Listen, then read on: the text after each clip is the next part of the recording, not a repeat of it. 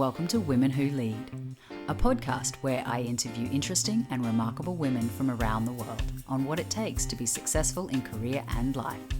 My name is Jess Carr, a mother, leader in the corporate world, and the breadwinner in my family. Join me as I discover firsthand how to live a fulfilling, balanced life and be happy, healthy, and successful. Welcome to the episode.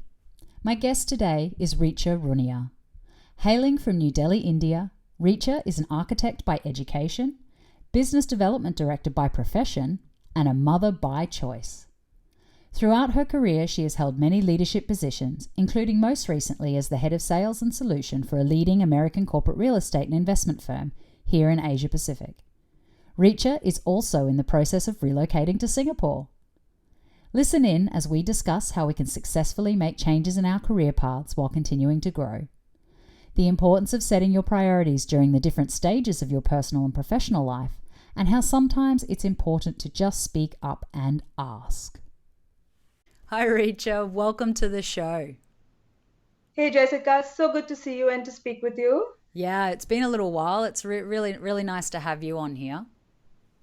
Likewise, I'm really thrilled to be here too, and to be part of this show. Really excited. So what I like to do is just to start the show is just to get yourself to introduce yourself, what you're doing now, but also just tell us a little bit about your career arc and your journey, about how it is that you've got to where you are now. Sure. So as you know, my name is Richa, and I live in India at this moment. And I've spent most of my life in India, both professional as well as my education. And today I'm a professional. I work with a large multinational company, and I'm a mother of an 11-year-old daughter. Like I mentioned, I started, I was born in India, and my father was in the Indian Navy. So we did a lot of traveling around the country. I studied in over 5 schools and, have friends from all over. So as you can imagine, I was always outgoing by nature because I lived in so many places and always meeting new people. When it came to career choices, I was sort of torn between wanting to have a professional education, yet at the same time pursue my interest, which was around arts. So I studied to be an architect. Post that, I started working in an architecture firm in the country and doing projects across the country and even internationally. I spent about a year in China. Thereafter, I realized, while I was enjoying the work that I was doing, there was something missing. I wanted to be on the management side of things. I wanted to be, out there getting the customers, managing the customers. And I realized that the education I had wasn't good enough. And by then I had already gotten married. So I decided to take a break from work, went and got a business education. And thereafter, I sort of joined the organized real estate industry. And my career sort of took off from there. In the middle somewhere, my daughter was born, and she's 11 today. And so my journey throughout my career, there are 2 things that I've really focused on. One is that, I grow in the organization that I'm part of. And second is I continuously get to learn new things, so that's always been my approach to work. Within the same organizations, after having done a certain role for, let's say, 4 or 5 years, rather than look out and, try to find another job, I've always looked at, are there any other roles that I can play where I get to learn, basis the knowledge I've developed over the last, 4 or 5 years, yet every new day there is something to learn. So I always sort of pushed myself outside my comfort zone. And I think that's helped me sort of develop my career. So I started, after my business education, I started as a project manager. So I was leading, the project management business. And thereafter, I moved to the real estate side. So I became a broker. I was doing transactions. And then I sort of gradually moved to the FM industry, where I was more focused on sales, but, within the FM industry. So as you can see, I've always sort of, within the same industry, I've played different roles, and that's kept my learning curve steep. And I think that's really helped me grow in my career as well. Because, there's a huge knowledge base that keeps sort of adding up and, makes you better at the work that you do, because you work from everyone's perspective, right? You have the client's perspective as well as the occupier and the developer's perspective. So that hopefully makes me a better person at my job. So that's been my journey over the last 20 years roughly that I've been working. It's interesting you talk about, moving from, I guess department to department and doing different job scopes and different job roles. Do you think, like today we hear a lot, particularly in the younger generations, about needing to find your purpose and needing to kind of, find that and then ruthlessly go after that? Do you think by moving through your career and choosing these different job scopes that you're actually getting a broader view, or have you had that kind of sense of purpose or sense of your passion, purpose, I guess, through that period? I think this is quite. I think this is quite individual, right? I mean, it's how you look at your career. Some person may feel sort of totally driven, to start at one place and, just keep climbing up the ladder as they go and get really, really focused and good at what they're doing within that sort of stream or within that business vertical. Uh, on the other hand, there could be someone like me who, after having done something for 4 or 5 years, uh, I mean, I always sort of reflect and say, what's in it for me now? What's there for me to learn? How do I grow my knowledge base? So I just feel that they are like two sides of the coin. It's a different perspective. Uh, to be honest, I've never felt that I've sort of moved backwards because I've changed disciplines. Rather, I feel that it's sort of added to my armor. And I have a maybe wider perspective of things. So yeah, I mean, it's very individual, but I felt that in my career, at least, I can say that it helped me, definitely helped me moving from department to department, definitely helped me. I think I became more precious to the organization as well, because nowadays, if you look at how businesses operate, it's all about synergizing different verticals, working together as one team, and if there is an individual who's done it all, then you become the natural choice to lead such businesses, right? Where you synergize multiple teams together. So I mean, to me, I feel that it's added positively to my career. But yeah, I can totally imagine if it's an individual decision. Yeah. And I know that we've spoken previously that throughout your career you've been a huge advocate for women in the corporate world and in organizations, and making sure that you're supporting women through the ranks. Can you tell us a little bit about, I guess, the social fabric of India, and I guess what's that's like in the Indian context? Sure. Happy to. I mean, as you're aware, I'm part of the real estate FM industry. And back in the day when, it was an industry that was not looked very positively as an industry where girls, should be working in. And, for the few of us who were in the industry, we knew that was totally not true. And, there was nothing that we couldn't do that the men could do better. And which is why at least I felt very passionately about how we could sort of get more women into the team. And we decided that the best way to approach this problem is to start at the grassroots level, when women are actually in their universities, graduating, and then making career choices. So actually go and talk to women at that stage, so they look at this as a career option. And when they see people doing it and being successful, then they can sort of imagine themselves in those positions as well. So we actually went to a lot of universities, and we spoke to them about our own careers and how we balance it, and how we are not disadvantaged,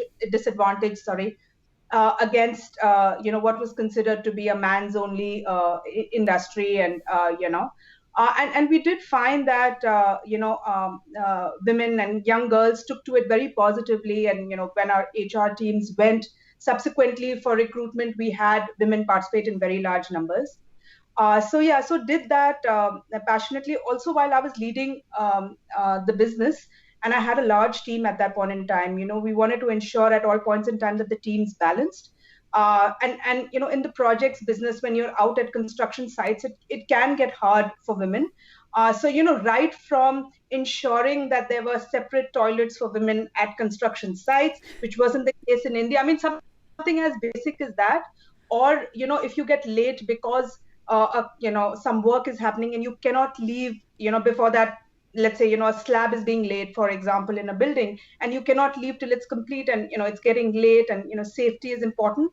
We put systems in place to ensure that there were office cabs ferrying the women back home, at whatever cost. But the fact of the matter is that women need to feel empowered and safe to be able to do their jobs well. And it worked well, and I think even clients appreciated it a lot, because it having women at construction sites brought a whole set of sort of discipline, and I think we were quite successful doing that. So both from a perspective of ensuring that more women came into the industry, as well as they were empowered to be successful in the roles that they played. I think we tried to do our bit, both aspects. And of course, this is one part of it, and the other part that I wanted to touch upon was the fact that of course it's changing now, but society in India is a bit different towards women. So a lot of women can have careers till they get married or till they have children. And after that, their primary role is to be a support to their spouse, or primary caregiver to maybe the spouse's parents or to your child. And that is something that an individual or an organization cannot change, but that luckily has been culturally changing in India over the years. But we still see that in our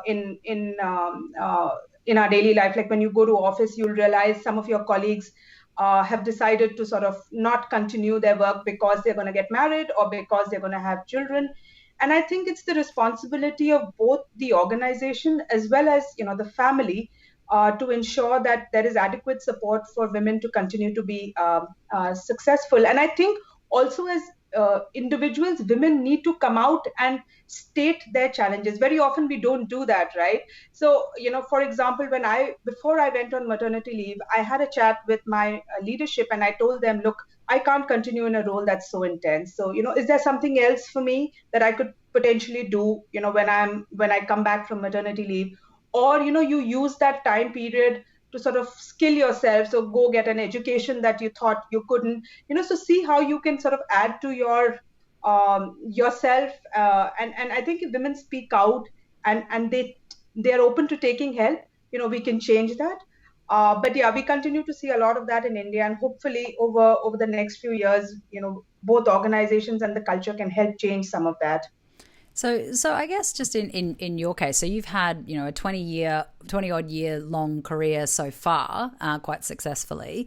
So in terms of, I guess, your upbringing and what it was like when you were leaving university, or even leaving university for the second time after you'd done your business, which was a little bit later, what were some of the things that you were faced with, and how easy was it, your journey to choose to continue your career through that time? Yeah, so it's interesting that you ask. So, while growing up, I think, I had very forward-looking parents. They were extremely supportive of the choice I made when I went to do my undergraduate studies. And at that point in time, all I wanted to be was an architect, and sort of I pursued that as a career. But after having done that, so I think two learnings for me, very important at that stage. Very often we think, when we're in school or when we're in university and we are thinking about what we want to be, we don't really go into and look into the life of a professional. So what does a typical day of an architect look like? Or what does a typical day of a finance person look like? We think about, oh, I want to become a chartered accountant, or I want to become an architect. We don't really go and understand how their life is. And I think that was a huge learning for me, because everybody's personality is different, right? And you not only have to see what your interest is, but what is your day-to-day life going to look like, and does that work with your personality? And that was unfortunately something I learned the hard way. So after having been an architect for 5 years, I realized, no, this is not what I want to do. I want my career to look different. I don't want to be doing this. I don't want to be sitting in office making drawings all day, because that's not my aspiration. I want to be out there meeting clients. I want to be out there solving their problems. And that's when I decided to sort of get myself an education in business. So I went and sort of took a 1 year break. And then this also happened after I was married, which is again not typical. At least in India, most people complete all of their education before they're married. And after they're married, they either quit or then they continue to working because, they need to work. But for me, at that point in time, I realized, hey, this is not the direction I want my career to go in, and I want to make a change. And which is why then I chose to take a break, and get an education in business. I did that, and some of the learnings that I had picked up while I was an architect, like I said, the wrong way, I sort of applied that when I did graduate my business school, and I said, now what is the kind of role I want to play in my daily life? Not that I want to be in this industry, but what is my day-to-day role? And I really focused on that. And yeah, that's how I sort of picked up my job after having graduated. And I think that's very, very important for people to do. I think it'll really help you really enjoy the work that you do on a daily basis. So like, I love meeting people, and which is why I'm on sales, and that gives me such a high. Yeah, yeah. Rather than sitting behind the computer drawing the plans up. Yeah, no, Correct. completely understand that. So, can you just take us back, I guess, to that moment where you're making the decision that architecture is not, the day-to-day life of an architect is not exactly what you're wanting. At this stage, you're married, and you've decided to now take a year off. As you're saying, in the social context, that's not necessarily the norm. I believe it's not unheard of, but also probably not the norm. What were some of the things were people maybe saying to you at that time? Were they challenging your thought process at the time, and how did you kind of deal with that? Yeah, I guess, you'll always have the naysayers, and you'll always have your supporters. And yeah, there were a lot of people who sort of said, it's all going well, why you're trying to change something. And because architecture and business are completely two different things altogether. So how, you're going to waste all the 5 years that you've put in the work that you've done, and you're going to do something completely different. So yeah, I mean, that was the kind of stuff I heard. And at the same time, luckily my spouse was extremely supportive, and he was like, if you're not enjoying this, if not now, then in a few years you're anyways going to give it up. So you might as well sort of look at something that interests you. And yeah, so these were the sort of both sides of the story. And of course, the organization where you're working, sometimes they discourage you as well. So a lot of my colleagues, and that makes you doubt yourself. So a lot of my colleagues were like, are you sure you want to do this? You're going to live without your husband for a year, and you're going to leave your family behind, and so on and so forth. So I did hear a lot of that as well. But yeah, I mean, I think it's up to you to make it work. And of course, with a supportive family, yeah, I think it all fell into place. So yeah, yeah.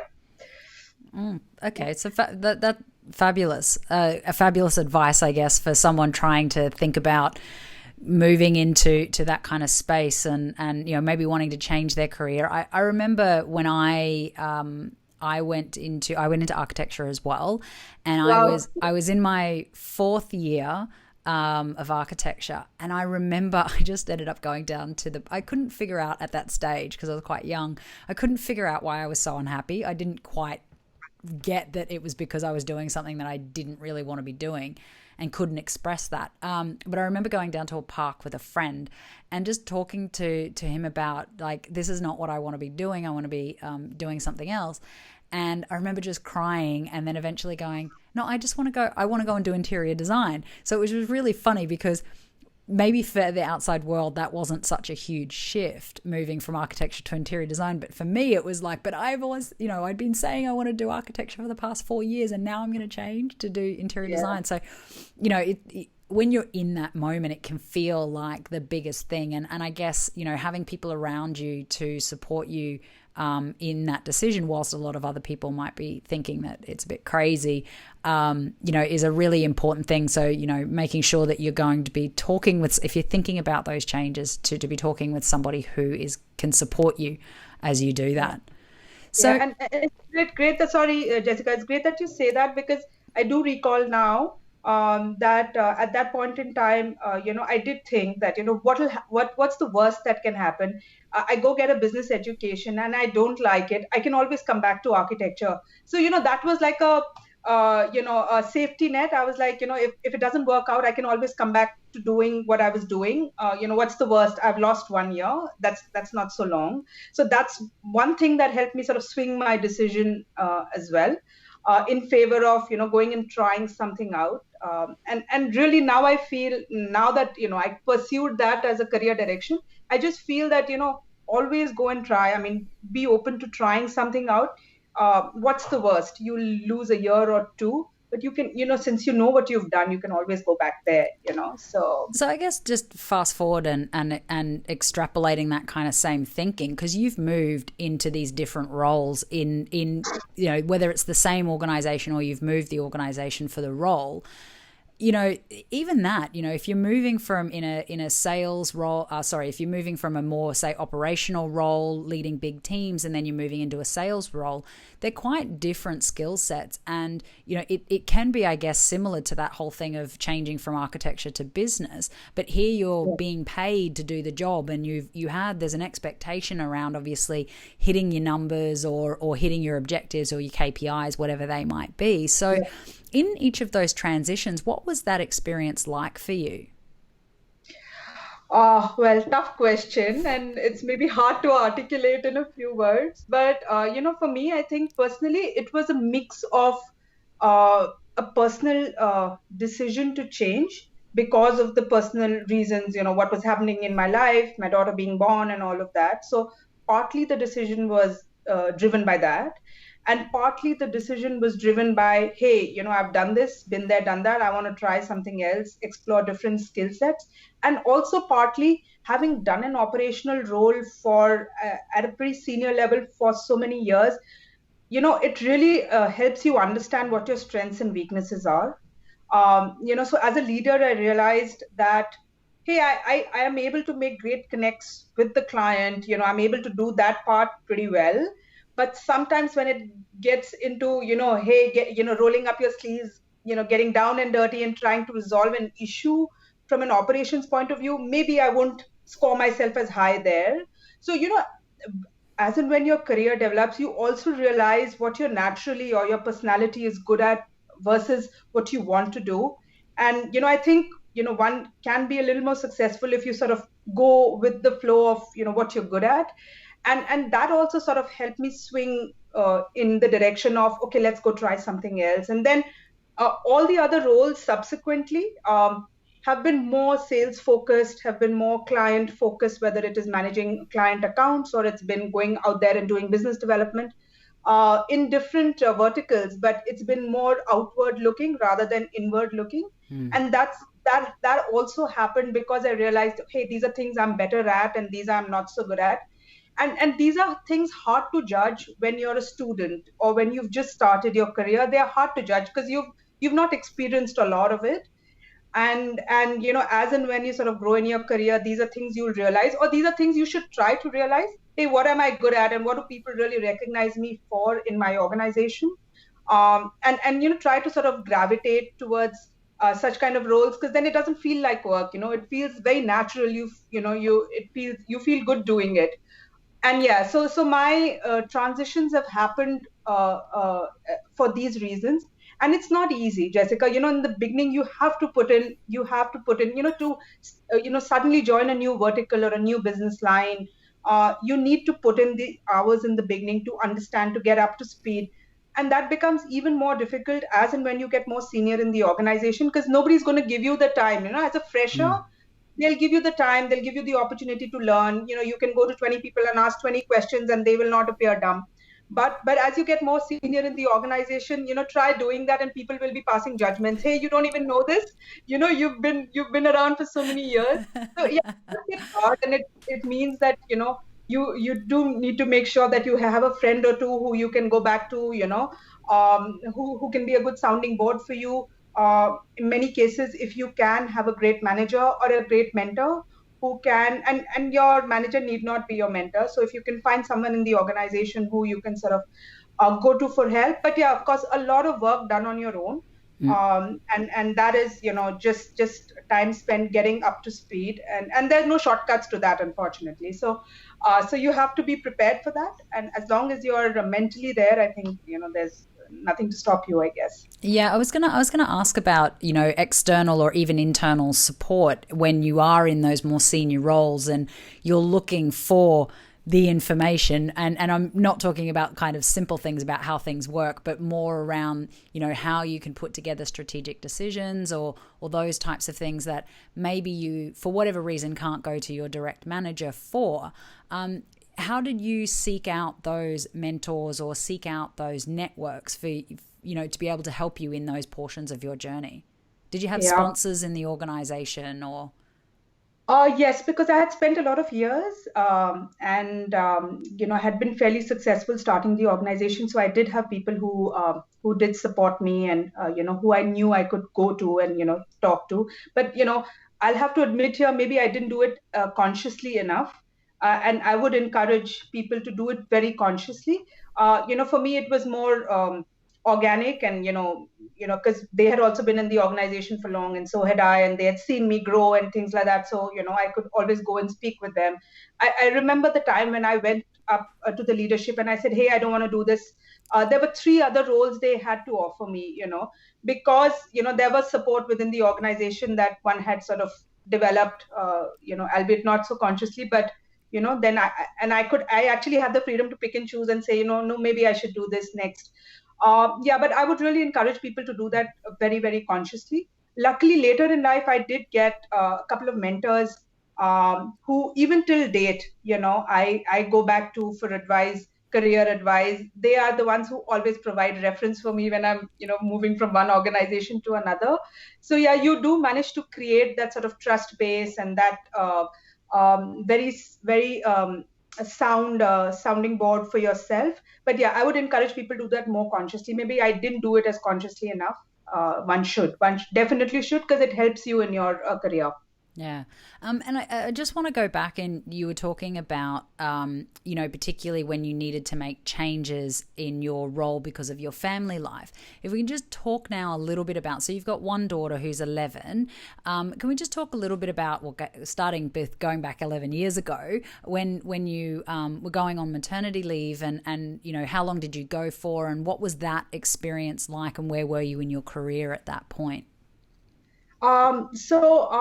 Yeah, fond memories. But yeah, so I was very successful at that point in time in my career. I started off as a project manager, and by the time I was ready to go on maternity leave, I was leading a business for two very large regions in India. So there was clearly a lot of responsibility on me, and that's the time I sort of I was virtually working till the last day of my pregnancy, and then I decided to go on leave.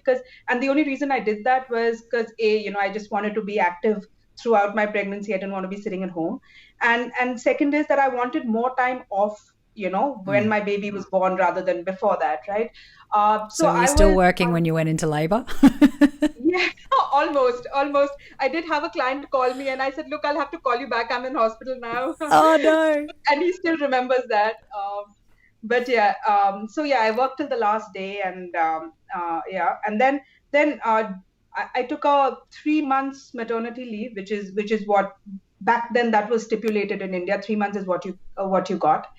And after that, when I did come back to work, I mean, I'd already spoken with my manager, and we had agreed that I would work partly from home and partly from office. So, we did manage to agree on a bit of flexibility at that point in time.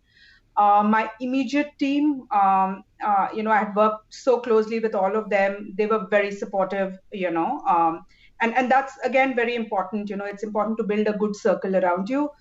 So, I could depend on my operations manager or my BD head, to sort of support me while I'm gone.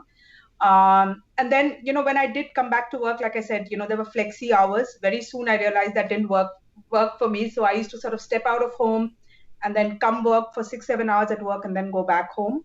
Also, the other thing that I did was before I decided to have my child, I did speak to both my mother and my mother-in-law.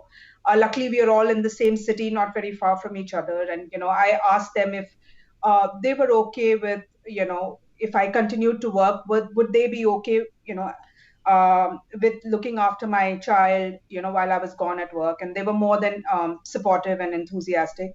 Even then, Jessica, after she was born, I didn't want to sort of burden any one of them with the task every day from morning to evening to have to look at my daughter and give up their own lives. So I used to ensure that she would be with my mother one day and with my mother-in-law one day, so that both of them had some time off. And so yeah, I mean, so we worked out that arrangement. It worked out pretty well. At that point in time, I don't think I was in the headspace of getting a full-time maid to look after her. That was not something I was comfortable with. So having both the grandmothers chip in, I mean, I can't thank them enough for that. And which is why, I mean, and that also, was a question we asked. And then luckily they were supportive, and which is why we went ahead and then, had my daughter. And then we also agreed after that, that we're not going to have any more children because, it's not something that I felt was fair to have them go through again. Also, I thought, just given the fact that I want to continue to work, again, this is a very personal decision, but I felt that, now I have one child and I'm good with this, so that I can give her whatever time and focus that I have. And, that's how. So I think just having all those conversations early on, ensures that when the baby comes along, you feel settled, what you're going to do next. So the expectations from your perspective and everyone else immediately around you is very clear. Your family, your organization. So sort of stating that upfront and, setting that up, I think it's very important. So nobody is surprised, that, oh, Richa's gone and now for 6 months, we don't know whether she's coming back or not. So those expectations are very clearly set. So hopefully I did that right. And then thereafter, for me, bringing up my daughter well has been very, very important. So I look at that as something that I want to do, not something that I have to do, because now I have a child, and that's something. So, I ensure that whatever it is, the work that I do, how do I sort of make sure that every day I'm spending X time doing X things with her, whether that means, so for example, for the last 3 years, 3.5 years, I've been working from home, and it's not needed of me, but I start work as soon as she leaves for school. So she was out of the house at 6:45. I would start work at 6:45 in the morning, just to ensure that most of my work is done by 3:34 by the time she comes back, and then I can spend the time with her. And of course, if there are calls and if there's work, that can happen. But most of my work is done and completed. So I've made changes in my life as well, just so that I can do the things that really matter to me. I mean, I would hate it if I ever felt that because of my work, or I'm not getting to spend enough time with her or do the things that I really want to with her. Of course, it can't be perfect every day, and there are days that calls go on all day and all night. But for most of it, if one is able to do that, I think you feel good, you feel satisfied, and then of course you make up for the time lost during vacations and holidays and all of that. Yeah, for sure. So your daughter's quite a good golfer, I hear. So in terms of, I guess, supporting her, I guess up to this point and then going forward in her life and her interests. There's a couple of different aspects that I'd really like to hear your opinion on here, is because, there's the Indian social context, which we've already talked about, that there's some social norms there about, girls maybe not necessarily going after what they want because of, whether it's the industry or, once they get married, etc. So there's that. There's also around looking after your child, and what you do in your career, and what you and your husband have maybe done in your career to support her in different ways and in finding her own way forward. So I'd just be interested to hear about your thinking around raising your daughter and the effect that that's had on your career. Sure. So I mean, both for myself and my husband, I think we are very, very clear on, how we want to raise her. And luckily, I mean, and both of us agree on how we want to raise her, and, what is the role we believe we need to play as parents. And between the two of us, I think so far we've managed pretty well. I don't know if I mentioned to you that my husband also had a corporate career, and then he sort of, decided to quit and start his own business. All of this happened before she was born. So we got a few years to he got a few years to set up and establish it before she was born. So after she was born, it was a, smooth running engine and things like that. So this was his own business. That's correct. So he worked with McKinsey and Company for a long time, and then as soon as I completed my business education, he said, I know the bread's going to be on the table, so I'm going to quit and I'm going to do what I really want to do and become an entrepreneur. And I was like, really? But so we on that one we agreed to disagree. So I went ahead and continued my corporate career, and he sort of began his journey as an entrepreneur.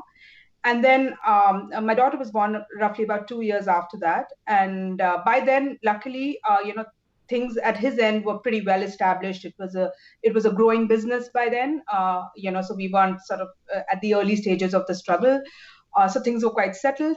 And the good thing that happened was, because at that point in time, I was in a corporate career and he was an entrepreneur.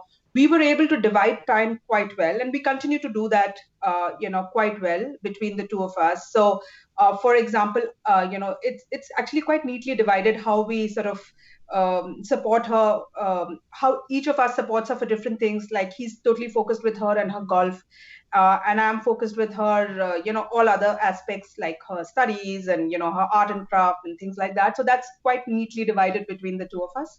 Also, the time that we spend with her, we ensure that at least one of us is around, and then, our work and we are able to sort of make sure that, it's not clashing. It can't happen that both of us are traveling at the same time, for example, because my work also requires, me to travel quite a bit. So we ensure that happens. It takes a lot of planning. It does, but, in the end, it sort of all works out. So that we've been very, very conscious and very clear that as parents, it's our duty and it's our role, and both of us feel very passionately about this, to expose her to as many different things as possible when she's young, so that she goes and gives it a try. There are some things she will enjoy and there will be some things she won't. And golf was also a discovery that happened in this process. And then hopefully, over the years and through this process, she'll find her calling. So far, it's been golf, and she's been doing really well. So we've sort of supported her completely. I mean, she has 100% support, whether it is traveling internationally, for participating in tournaments, and and I like to be there for all her tournaments. So even if that means that I need to take like 3 or 4 weeks off from work, I ensure that either I'm, working at the same time while I'm traveling, or I've, done a whole lot before I've left. But, we make sure that we are there to sort of support her, because that's what we're totally focused on. So yeah, so she has 100% support, and we want to give her the platform to succeed. Of course, what she makes of it is all her hard work, but it will not be because of lack of effort from us, right? So that's how we approach parenthood. And like all parents these days, we totally indulge her. Well, don't we all indulge our children? It's awesome. Yeah. But no, what I was going to say is, like, in order to, I think maybe a key thing for you in your career has been being able to take the flexibility around your career. So, being in roles where you've been able to, whether it's your flexi hours for the day or whether it's actually flexi location, has actually been quite a key component to making sure that you can be a successful mother and successful in your career. Because I can imagine if you had to turn up to work every day for the set amount of hours, that you wouldn't have been able to I guess, find the balance that you've got now. Yeah, absolutely. I can't agree with you more. In fact, till about 3 years back, I think maybe I mentioned it to you, but till about 3 years back, we were living together with my in-laws. So we were, one nice big happy family. And then, we needed more space, so we decided to sort of move out and, set up our own house. And then I realized, because earlier when we were living with my in-laws, my mother-in-law was at home all the time, and I didn't have to worry about, my daughter coming back from school and someone being there for her, because my mom-in-law was there and she's an absolutely doting grandmother. But when we moved out, I knew that she's gonna, if I'm not here or my husband's not there, then she's gonna come home to an empty house, and that was not acceptable. So which is why when I then changed roles, uh, I ensured, or one of the sort of criteria to move was that, am I given the flexibility of working from home, because otherwise it's just not going to work for me. So that's something that I ensured and that was one of the reasons why I changed jobs. And again, even though I changed and I had all of this flexibility built in, it didn't take me back in my career. So, I mean, what I'm trying to say is that, sometimes you have to state what you want.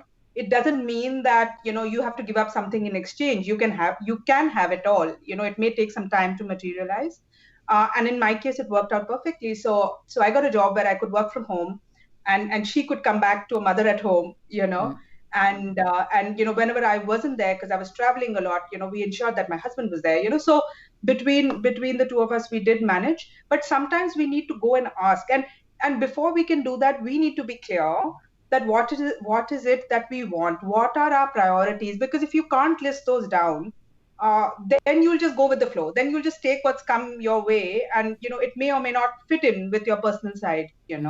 And also, but also the commitment. So and everything that you've spoken about on your journey, you've had incredible commitment to what you're doing. So whether that's working from 6:45 in the morning till 3 in the afternoon, so that's to make sure that you've get what you need to get done in the time that you need to get it done, so that you can take advantage of that flexibility. So it's that commitment that you have to your work as well that would make that successful. Yeah, yeah, absolutely. And in fact, I mean, when I moved from real estate to FM, so being a broker and moved to FM, I don't know about outside of India, but in India, that's looked upon like you're taking a step back, in your career, because all the big deals are signed by the brokers, and the FM are the guys who just sort of work hard, and that kind of stuff. But again, I mean, I believe it's what works for you, and what makes sense for you, and how you believe you're continuing to grow. Someone may look at it as a step back because suddenly you're not getting those big fat paychecks which you'd make on your brokerage. I would look at it very differently and say that I'm getting to learn, pick up a new skill. I'm still getting to do a pretty senior role, and hey, the money's good. So again, it depends what you want in your life, and you can't run your life comparing yourself to another person. Yeah. And very often we tend to do that. We are all guilty of doing that. I would have done that a ton of times myself. But you realize, I guess, as you get older, maybe I'm sounding like an old lady, but as you get older, I guess you realize that you can't judge yourself with someone else's lens. You can't do that, because if I were to spend 12 hours out of home and not see my daughter, I'll be miserable. Yeah. So that just doesn't work for me. Yeah. So what's the point of saying that? Yeah, I have to say, I've always been fortunate to work for employers that have always been really good around, working women and the work-life family balance. And I have to say, so this year, it's 2020, it's December of 2020, it's the COVID year. And I actually had my son in April. So he's 8 months old now. And because of COVID, you were talking before about having to do all of that travel, which obviously we haven't had to do this year. And I know that for me personally, that's been a little bit of a blessing in disguise, because it means that I can stay home with them. I bought this fancy new breast pump. It's like the things that get new mothers excited, working mothers excited, is like this fancy new small slick travel breast pump that was, going to be so light and easy to carry around. I've barely used the thing, which has been fantastic, because I'm home with him, which means that, I start my day, and then when it comes to his feed times, I can just nip out and go and feed him and have some time with him. And so that's been it's been a really beautiful year for me in that regard, that I've been allowed to continue to work. And I'm kind of optimistic and hopeful that in the future going forward with this new world of work, however it's going to unfold, that I can continue to have that flexibility to be with my kids a lot. So I'm just curious for you, particularly, can you tell us a little bit about like the impact that COVID's had in India and the impact on, I guess, your life and all of that? Because it's an interesting point of view to see what's happening in India at the moment because of that. Yep. So as I think the numbers tell the whole story. So COVID in India has been pretty bad actually. Though it's getting better now, and fingers crossed that it doesn't sort of escalate like we're seeing in Europe now. But when it started back in March, everything was shut down. Literally the country went on hold, and people were strictly at home, and they were afraid, and you wouldn't see a soul on the streets, that's how strict it was. Unfortunately, given the kind of economy that India is, it was clearly that that strict lockdown wasn't going to be sustainable for the economy. And gradually, despite the sort of support the government gave to the economically weaker section of the society, they were being given free food and all of that. It was not sustainable beyond a point. So, it kind of forced them to reopen the country and, get people back on the road, albeit with certain restrictions. But India is a country of black and white. Grays seldom exist here. So if you tell people you can't go, okay, but if you can tell them you may go and you may not, then everybody has their own interpretation. So now when you look at the country, there is a section of people like us who are being totally risk averse and being at home and trying to do most of the things from home, ordering things, maybe also because we are fortunate we can do that. But then there's this whole other side of the country, one half who totally doesn't care and is out there, and it's just another disease. And the other part who don't have a choice, right? They're daily wage workers. If they don't go out to work, how are they going to feed themselves? So unfortunately, we live in a society that is a mixed bag. And so which is why, after the initial bit, the virus escalated when they gradually opened the cities up, and people started stepping out and workers went back and people started traveling. It continues to be like that. There are restrictions based on from city to city. So that's about COVID. But for us, it's been great. Like you said, we've been at home. We've all been fortunate that we can work and study from home, and we've had amazing time as a family together. That's been great. Interestingly, I also changed a job during this lockdown. So so career changes as well. So despite the fact that people weren't looking out, I got offered a great role, and so overall, I think this period has been really positive for me. And for the first time, I'll most likely be moving out of the country, relocating to Singapore. So we'll catch up when you come. When you come, we'll catch up. Seeing as we can't really go anywhere at the moment. Well, it's not that Singapore's not letting us go anywhere. It's just that we can't get in anywhere. At least not into Australia. Can't get back out. So, but I just interesting. So your daughter obviously has been doing homeschool through this time at home with you. So has that changed your work day? I mean, she's 11, so there would have to be some help there with her kind of homeschooling. How's that kind of impacted your day?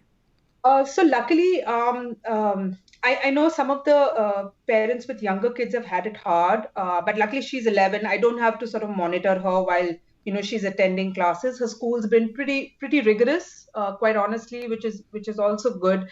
They have classes starting 7:40 all the way till about 2:00. So she has a busy day, and then of course she has homework and golf after that. She's been busy, but of course she's had and she's taken to technology well. So even despite the fact that like we never had given her a phone before that, she's very comfortable using technology. So thankfully, I've had it easier. I know with a lot of my friends who have younger kids, and you actually have to sit with them while they're attending school, because it's very hard to ask a 6-year-old to sit without moving around. And yeah, I know some people have definitely had it harder. Luckily for me, it's not been the case. But if it, then we just have to divide time between me and my husband, if that were the case. But hasn't been that way. And then of course we've had to support her through her so for the first time since she's turned 11, they've started having exams in school. Earlier, before this, they never had any exams. It was more like you go to class and teacher will just give you a review and you take it. And so now we're for the first time having to experience, okay, you need to prepare for an examination, and something that's totally new to her. She's never done it before. So yeah, it's so that's been a change. So there have been days I've had to sit with her books and help her out. But yeah, other than that, it's been quite smooth. I can't be complaining. Yeah, for sure. So I think just what I'd kind of like to understand now is with you kind of looking forward and thinking about women in the workplace and what organizations can do, but also what individuals can do, sort of particularly if we look into the 2021 era of how flexible working is changing, and these kinds of things. What kind of advice would you have for somebody going forward into that era, or what's your predictions for what can happen? So I think the good thing is that thanks to COVID, the world has suddenly become comfortable with flexible working and working from home, and that's suddenly become a very acceptable norm, throughout the world. And most organizations today are doing all right. I mean, there's really no very visible loss in productivity, if I may say so, because people are sort of working from home. So thankfully, I think women will have it easier going forward when they want to have conversations around flexibility and sort of building their work time around their personal life. I think more from a career point of view, uh, I mean, just a couple of I wouldn't call it advice, but couple of suggestions from my side. One is that never stop learning. I think that's very important when you look at your career. That you should always try to do things, and maybe I say it because that's been my approach. But always do things where you have an opportunity to learn, because that is what is going to ultimately contribute to your growth. So that is one. Second is always have your priorities clear. Again, it's easier said than done. And your priorities are not the same throughout your life. They will change with every stage in your life. So for example, when I got married and my career was going great, my focus was my career, and I was like, I don't care if I'm in office till 10 p.m., because this is what I want to do and this is what makes me feel good. But when I had my daughter, my priorities changed. So your priorities can change through your professional journey, and you should be okay with that, as long as you know at this point in time what is it that I really want, and what are the things that will make me happy. I read somewhere recently that imagine the kind of woman you'd like to be. What would be the ideal woman to you, and do exactly all those things. There's nothing stopping you. Yeah, just embody it. Yeah, so just embody it and go ahead. So yeah, so that's the second. And the third, which has helped me, and something that I've learned to do more recently, is to plan. I had one of the mentors that I was talking about earlier. I know that her diary would be filled in to the last second, and that would include not just things that she was doing at work, but even things that she was doing in her personal life. So her planner was full for all the things she wanted to achieve in the entire day. And she was a CEO of multiple businesses. She had two very well educated daughters who were doing great in their careers. She was not just a CEO and an awesome mother, but she was, she did so many other things besides that. She was heading a charitable organization, spending a lot of time doing all the things that she believed in. And, one would just look at her and so much energy through the day. So one would just look at her and wonder, how do you manage to do I can barely just get by doing the things that I need to. And then, I figured over time, it's just planning. So if you are able to plan well, you will get a lot more done, and at least you'll feel a whole lot of sense of achievement, once you check those boxes. So yeah, that's the third and the last tip, is that try to plan in advance. I mean, even things like, it could be something even basic, like I want to call these people over for dinner, maybe on the next Saturday. So you make sure that through the week, your whatever you want to cook is sort of planned out and all of that. You'll just realize that even for something as simple as that, it'll make life simple for you. Or, I remember when I was a kid and I used to come back home from school, my mother was always baking stuff. And, and that's the feeling I always wanted my daughter to get, that when she comes back home, there are these nice aromas, and I could never be that mom. But I mean, not every day, but yeah, definitely there are days when I, try to do that over the weekend, or, during, festival break and stuff like that. So yeah, I mean, if you put it in your diary, A, you'll not forget, B, you'll get it done. Yeah. So yeah, that's something that I've really learned, and I try to do as much of it now. Yeah, it's interesting. You're talking about priorities, and then you're talking about planning, and if you put those two things together, that you're going to be able to help yourself plan a rich life. Because when you talk about, I've been thinking about it recently, about the priorities of what's important. Obviously, the focus around what I need to get done in my job in order to be successful, and how can I prioritize those things. And some of those things aren't necessarily the easiest. I mean, in sales, you'd understand like the prospecting process of like reaching out to people. It's not necessarily one of the most intuitive things. I mean, we've been told our whole life not to talk to strangers, and here is one of the success. In order to be successful in our roles, we've got to be able to talk to strangers.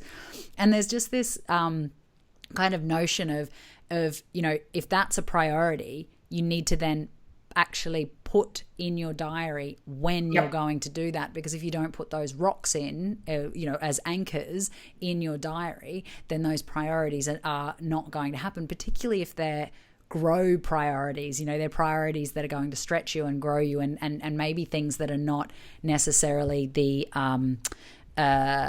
thing that you're comfortable with, the things that you're in comfort zone. So and when you don't get it done, it all adds up, and then it'll hit you when you need the time off. It'll hit you really hard. So yeah, it's always better to get it done when you have the time. Yeah, absolutely. Richa, I've had an absolutely fabulous time talking to you today. I'm really looking forward to when you come to Singapore and we can catch up for longer duration and chat about all things. And I'd love to meet your family and get to know them as well. So I've had an absolute pleasure talking to you today. We've heard some amazing insights, and thank you for sharing your journey with us. Thank you. It's been wonderful, and now you've got me in thinking mode. So having to just sort of recount everything. But yeah, it's been really wonderful talking. And if it can help anyone, I'd be really happy. Yeah, but of course, like I said, it's been my journey, and everyone has to find their own journeys. But whatever. I mean, I'm happy to help. But it's wonderful being here. Thank you for agreeing to come on. And that's it. The whole purpose of this is so that we can help each other by telling our own stories and actually getting to peer inside what it looks like inside another the life of another successful woman. So thank you very much. Thanks. It was lovely. Thanks so much for joining us on Women Who Lead. Visit my website, jesscarr.com, where you can find other podcasts and link to information about Women Who Lead. If you found value in this show, please share it with your friends and let me know if there's anyone you would like to see on the show or topics you would like to see more of. Be sure to tune in for our next episode. I'm Jess Carr. Bye for now.